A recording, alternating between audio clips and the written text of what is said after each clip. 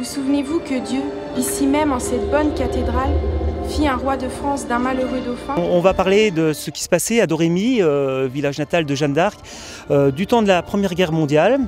Et je crois que ce nouveau scénario est complètement extraordinaire parce qu'il va parler de personnes qui ont existé, qui ont vécu vraiment à Domremy, de ce qui se passait dans le village de Domremy, comme l'hôpital militaire et beaucoup d'autres choses où les poilus venaient se reposer et se faire soigner dans nos villages.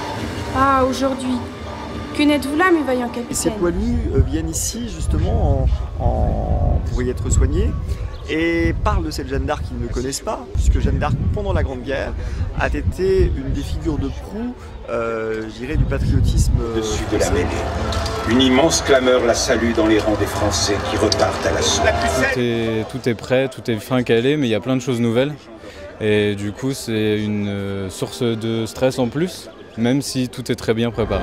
Il s'effondre, entraînant à la noyade soldats et capitaines. On a la chance d'avoir un metteur en scène qui nous aide beaucoup.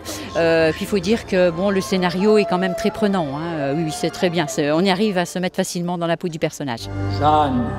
C'est la première année que je participe à ce spectacle et j'ai le rôle de Jeanne, oui.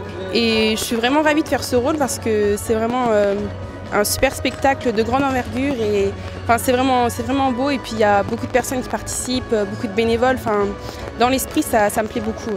Et puis Jeanne, enfin, c'est un personnage vraiment que j'admire vraiment.